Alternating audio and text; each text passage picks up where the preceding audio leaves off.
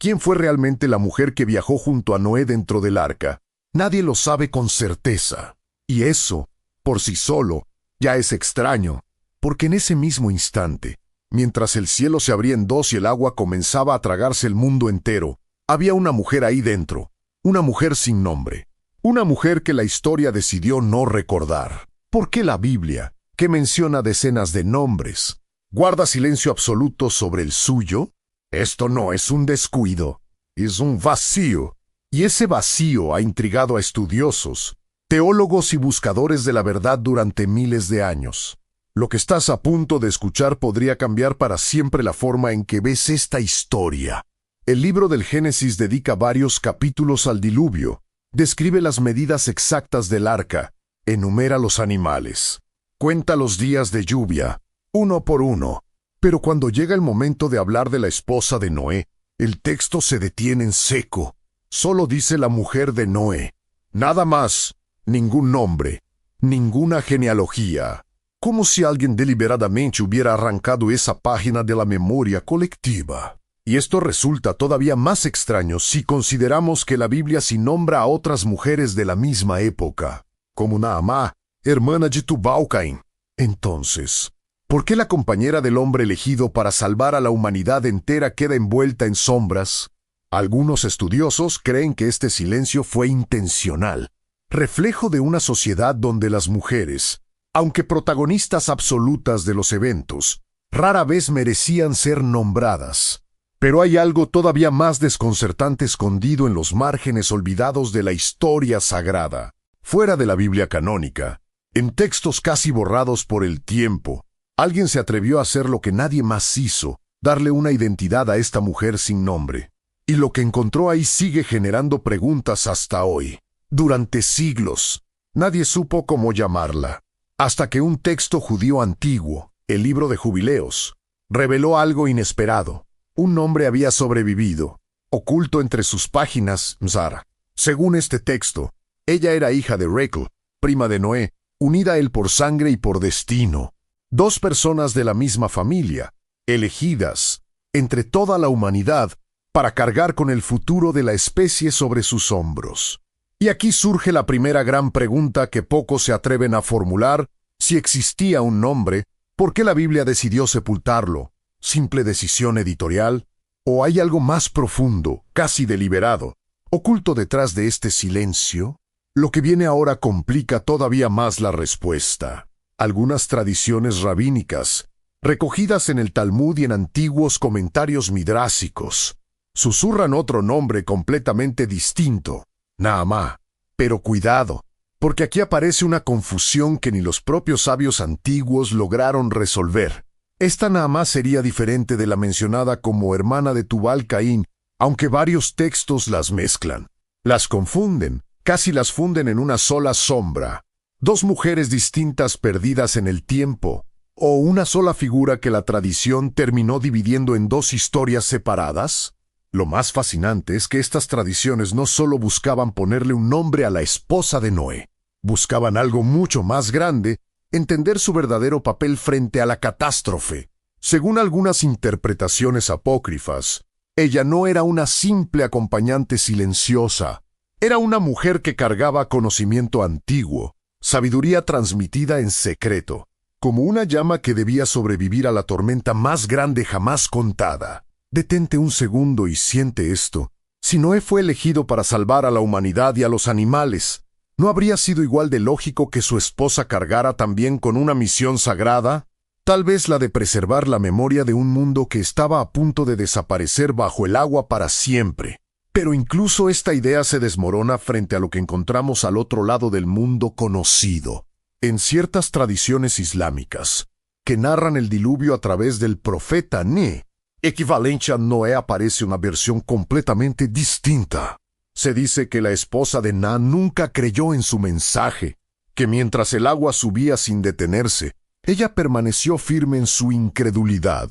Según el Corán, ella fue una de las que se perdieron entre las olas, incapaz de aceptar la advertencia divina. Una esposa fiel en una tradición, una esposa que rechazó la verdad en otra. ¿Cómo puede existir una contradicción tan radical entre dos religiones que cuentan, En esencia, el mismo relato. Estamos hablando de una sola mujer con dos destinos contados de forma distinta, o de dos figuras completamente separadas que el paso de los siglos terminó fundiendo hasta volverlas irreconocibles. Para entender esto, hay que viajar todavía más atrás, mucho antes de que existiera una sola línea del Génesis. El relato del diluvio no nació con la tradición judeocristiana. Ya circulaba, grabado en tablillas de arcilla, en la mitología sumeria, en la historia de Utpishti narrada en la epopeya de Gilgamesh, y en la tradición babilónica, en el relato de Atrahasis, y lo que aparece ahí cambia por completo la perspectiva de todo lo anterior. En el relato de Ashtem, mientras el diluvio arrasaba el mundo conocido, su esposa hizo algo que terminaría decidiendo el destino de la humanidad entera. Convenció a su marido de alimentar a un anciano hambriento, sin saber que ese anciano era en realidad un dios disfrazado. Ese simple gesto de compasión desató la revelación de un secreto de inmortalidad. Existía ya, siglos antes del Génesis, la idea de una mujer capaz de cambiar el destino de toda la especie humana con un solo acto de bondad. Y si esa idea circulaba desde tan antiguo, ¿no sería posible que la propia figura de la esposa de Noé sea, en realidad, el eco lejano de algo mucho más viejo que la Biblia misma? Volvamos entonces a las tradiciones judías, porque todavía queda una capa más de este misterio que casi nadie conoce.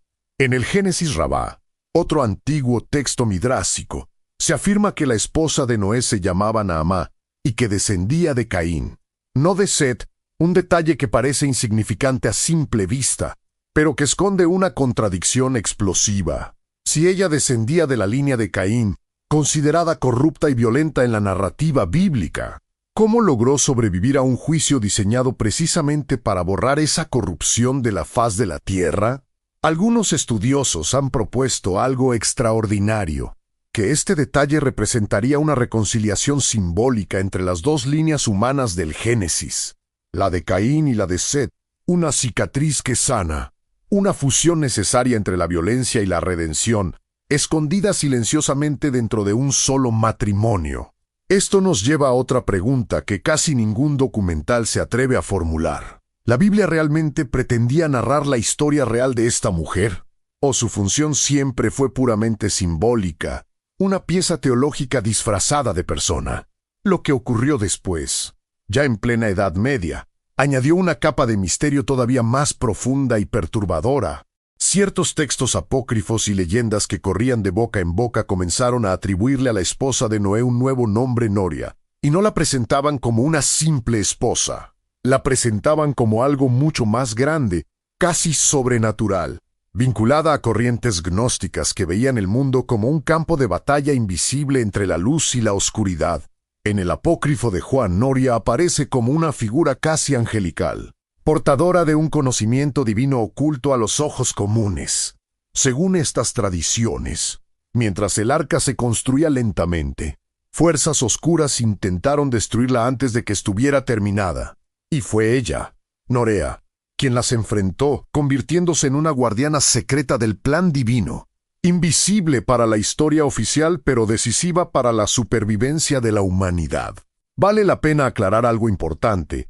Estas interpretaciones gnósticas nunca fueron aceptadas por las principales corrientes religiosas. Fueron consideradas heterodoxas, incluso peligrosas, y en muchos casos condenadas como herejías. Pero su sola existencia revela algo profundamente humano, la necesidad de llenar los silencios, sagrados con historias que devuelvan el protagonismo a quienes fueron borrados, porque la humanidad ha sentido, durante siglos, esta urgencia de nombrar a una mujer que la Biblia decidió dejar en la oscuridad, tal vez porque, en el fondo, todos sabemos que detrás de cada gran historia de salvación existe alguien más que cargó con el mismo peso, sin recibir jamás el reconocimiento que merecía. Ahora detente un momento en algo que casi nadie menciona, pero que cambia por completo la forma de sentir esta historia. Cierra los ojos un instante y ubícate dentro del arca. 8 personas, apenas iluminadas por antorchas temblorosas rodeadas por el rugido de miles de animales y el golpeteo constante de la lluvia sobre la madera. Noé, su esposa, sus 3 hijos, y las esposas de estos, 8 seres humanos encerrados durante más de un año, mientras todo lo que habían conocido alguna vez desaparecía bajo las aguas para siempre. ¿Qué tipo de mujer sería capaz de sostener emocionalmente a su familia frente a semejante horror? La esposa de Noé, quien quiera que haya sido, tuvo que haber poseído una fortaleza casi inimaginable. Y aquí está el dato que casi nadie se detiene a considerar: ella no solo sobrevivió a la tormenta. Junto a las otras 3 mujeres del arca, se convirtió en la madre de absolutamente toda la humanidad que vino después. Cada persona que ha respirado sobre esta tierra desde entonces desciende de estas 4 mujeres. ¿Cómo es posible, entonces, que la historia recuerde con tanto detalle a los hombres de este relato y guarde un silencio tan absoluto sobre las mismas 4 mujeres sin las cuales ninguno de nosotros estaría aquí hoy, escuchando esta historia? Esta realidad nos obliga a mirar de frente algo incómodo sobre cómo se ha escrito la historia humana. Los hombres son recordados, nombrados, venerados en piedra y pergamino. Las mujeres, incluso cuando su papel resulta absolutamente esencial, quedan reducidas a sombras genéricas. La esposa de, la madre de, la hija de. Es la esposa de Noé simplemente el ejemplo más evidente de un patrón que se repite una y otra vez en toda la Biblia. Existe todavía otro dato curioso que pocos conocen, uno que viaja hasta las arenas de Arabia. En algunas versiones de la tradición islámica, comentaristas posteriores, como Ibn Abbas, le atribuyeron a la esposa de Noé el nombre de Waila. Según estas interpretaciones, mientras las aguas subían sin piedad, Waila se mantuvo firme en su rechazo al mensaje profético de su marido, convirtiéndose en un símbolo eterno de incredulidad, una tradición judía que la eleva casi hasta la santidad, una tradición islámica que la condena hasta el olvido. ¿Cuál de las dos se acerca más a la verdad? Quizás ninguna, quizás ambas. Cada una a su manera, capturan un fragmento de algo que ya no podemos ver completo. Pero hay algo más profundo que debemos considerar antes de acercarnos al final de este misterio. Algo que roza el terreno de lo inquietante. La ausencia de un nombre claro para la esposa de Noé también ha alimentado teorías mucho más especulativas, susurradas por investigadores independientes que se atreven a mirar más allá de los textos oficiales. Algunos han sugerido que este silencio bíblico podría estar relacionado con antiguas prácticas de borrado deliberado de información, especialmente si ella poseía algún tipo de conocimiento considerado peligroso por las autoridades religiosas de la época en que estos textos fueron finalmente compilados. Es importante aclarar que estas teorías no cuentan con respaldo académico, sólido, y pertenecen más al terreno de la especulación que al de la historia documentada. Pero mencionarlas nos permite sentir la magnitud de un enigma que, incluso hoy, sigue sin resolverse por completo. Volvamos entonces a lo que sabemos con mayor certeza histórica. La mayoría de los estudiosos coinciden en algo. El verdadero nombre de la esposa de Noé nunca fue preservado en ninguna fuente completamente confiable. Los nombres que conocemos en Zara, Naamá, Noría, Waila son ecos posteriores, intentos humanos de llenar un silencio que el Génesis dejó abierto, tal vez a propósito. ¿Por qué a propósito? Porque en el contexto en que se compuso el Génesis, probablemente durante el primer milenio antes de nuestra era, el interés principal de quienes escribieron estas páginas no era narrar la biografía de cada personaje, era transmitir algo mucho más grande: la humanidad, corrompida por la violencia, fue juzgada y purificada a través del agua, y solo los justos recibieron la oportunidad de comenzar de nuevo bajo un cielo limpio. En ese contexto, el nombre específico de la esposa de Noé se vuelve casi secundario frente al peso del mensaje de juicio y redención. Pero, ¿realmente podemos aceptar, sin sentir una punzada de inquietud, que un personaje tan crucial para la supervivencia de toda la especie humana haya sido reducido a un simple símbolo, sin ningún rastro tangible de quién fue en realidad? Esta explicación teológica, aunque razonable, no logra apagar la fascinación humana por saber quién fue esta mujer. Y es precisamente esa fascinación la que ha dado vida, a lo largo de los siglos, a todas las tradiciones alternativas que hemos recorrido hasta ahora. Queda todavía una última reflexión una que pocos documentales se atreven a formular en voz alta. Si observamos el patrón narrativo del diluvio en las distintas culturas antiguas, notamos algo revelador. La salvación nunca depende de un solo individuo. Siempre hay una familia, un pequeño grupo de personas, sosteniéndose mutuamente para sobrevivir a lo imposible. Noé no pudo haber construido el arca cuidado de cada animal y sostenido la esperanza de su familia completamente solo, en medio de la tormenta más grande que el mundo había conocido.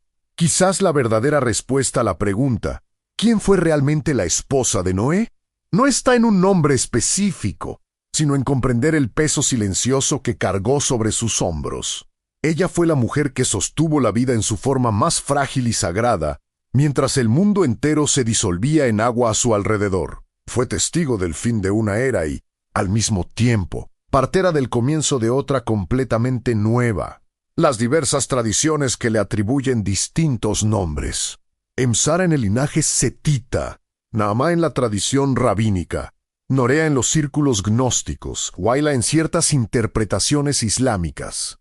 Son en realidad el reflejo de algo mucho más humano, la necesidad universal de dar identidad y voz a quienes la historia oficial decidió sepultar en el silencio.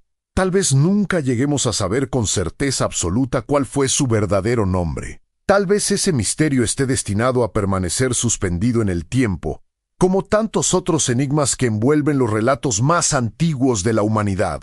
Pero lo que sí podemos afirmar, con el corazón tanto como con la razón, es que sin ella, sin su fuerza silenciosa, la historia de Noé simplemente no habría podido continuar. Ella representa a todas las mujeres anónimas de la historia, aquellas cuyas manos sostuvieron mundos enteros sin que nadie se detuviera jamás a escribir sus nombres. Y quizás, al final de este viaje, la pregunta más importante no sea cuál fue su nombre real. Quizás la pregunta que deberías llevarte contigo, la que debería quedarse flotando en el silencio mucho después de que termine este video, sea esta: ¿cuántas otras mujeres, a lo largo de toda la historia humana, sostuvieron sobre sus hombros destinos igualmente decisivos, y sin embargo, se perdieron para siempre en el olvido, sin que nadie jamás se detuviera a preguntar quiénes fueron realmente?